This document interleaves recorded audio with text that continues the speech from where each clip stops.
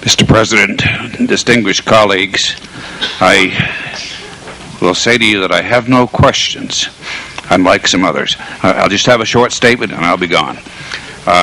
First of all, I have talked with Mr. Orloff earlier in the day, and it's surprising me.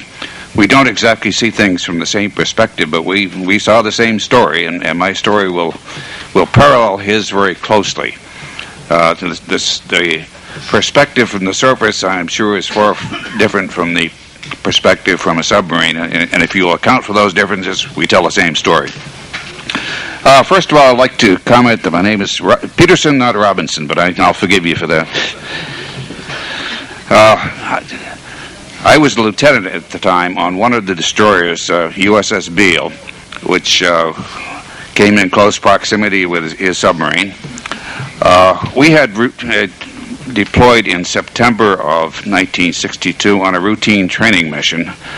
We were one of 8 destroyers with what we called Huck Group Alpha.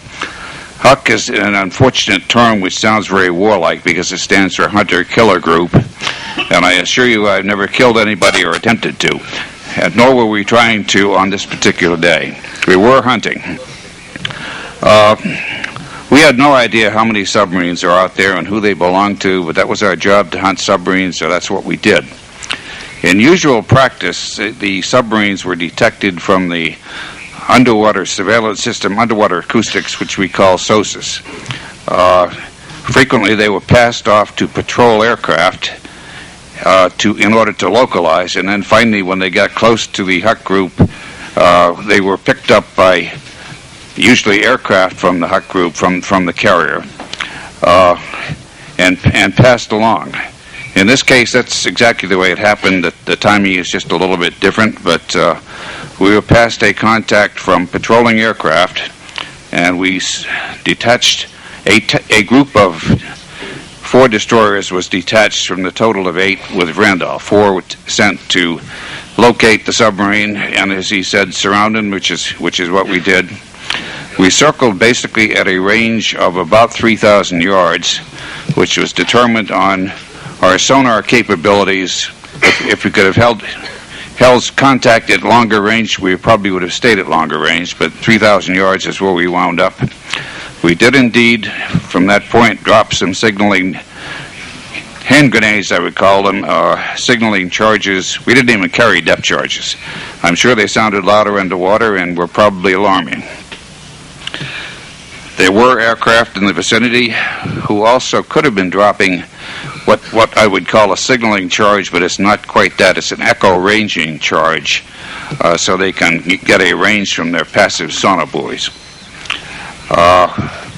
We were not aware, of course, of the atomic torpedoes, which we would refer to as nuclear torpedoes, a matter of semantics.